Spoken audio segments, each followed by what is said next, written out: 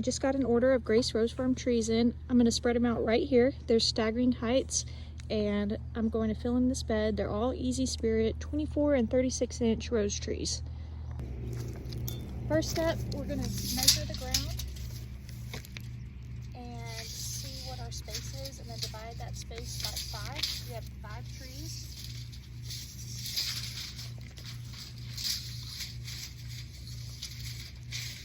I've marked the ground about every 43 inches, and now I am going to scrape away the crushed granite from the weed barrier fabric. And once I get that all cleaned up, I'll cut holes in the weed fabric and go ahead and start digging the hole for each of these. I've gone ahead to scrape this crushed granite back to reveal the weed guard, and I've got my little scissors. I'm going to make an X in the weed guard, and I will go ahead and get the hole dug for these bare roots. They are huge. They've got beautiful, healthy roots, and they should be blooming as early as March, so it's super exciting.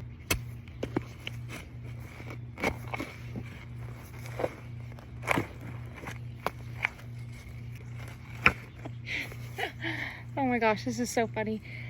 So whenever we were kids, we used to paint rocks, and I just found a rock that says Frio on the back, and we painted it like a little foot with toenails and a sandal because it was a rock shaped like a shoe and a foot. I already also have my irrigation lines run. I bury them until I'm ready to use them. That way you don't see all the lines, but as you can see, I have some beautiful dirt here. I'm very blessed.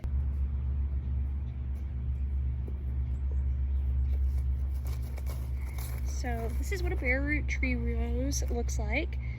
They ship them in the winter months when they're dormant. The roots are completely free of soil. You're supposed to soak them for a couple of hours whenever you get them in. This one's been soaking. This is from Grace Rose Farm. It's a beautiful, Easy Spirit rose tree, and they came pre-staked, which is amazing.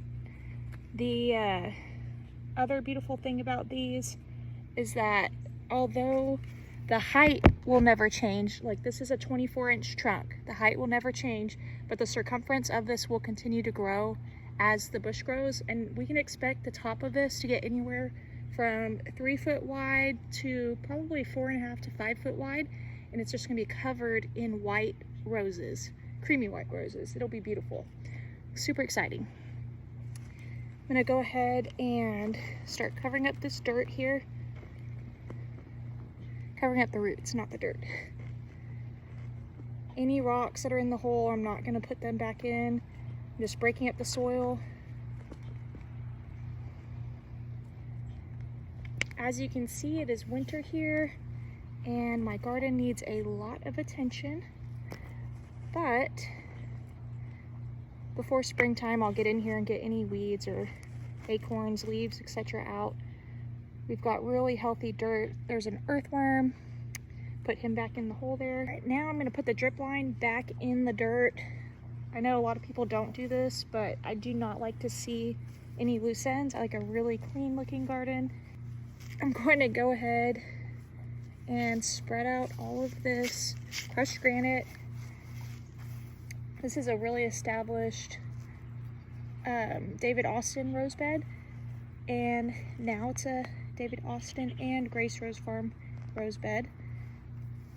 Whenever I'm done planting, I like it to look like nobody planted anything freshly in that area, so I'm just taking care to smooth out and re-level this crushed granite. And I'm gonna go on to rose tree number 2. That's gonna be a 36-inch trunk. I'm gonna do a staggered look, and I'm getting distracted pulling some of these weeds, but on to the next. Hole 2 is ready, and I'm just gonna take my scissors, cut the weed guard fabric in an X, or we can peel it back, and get the digging done.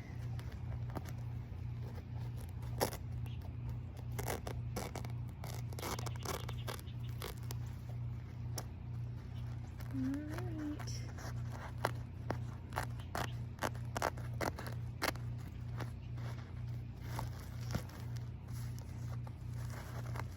love that these are going to be all the same type of flower, but the different staggering heights are going to give a lot of interest as far as the way it looks.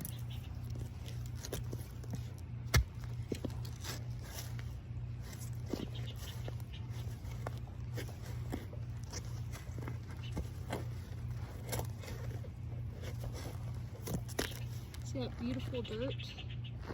Lovely. This is where we're at so far, and I ended up spacing them a little bit differently. I've got one left, so I'm going to put it there. I'm going to order one more to put in that section right. Giving them a good soaking. 1, 2, 3, 4, 5, 6. Looking great. So our last bareroot tree is going in the ground. These were grown at Otto & Sons, which is in California.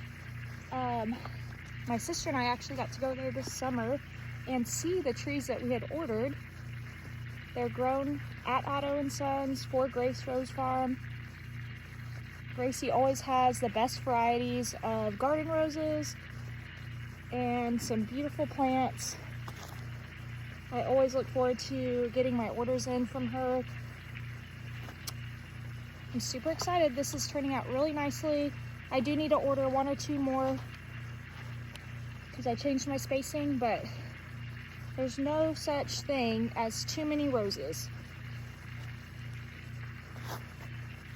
I took care to face all of the stakes to the least visible side.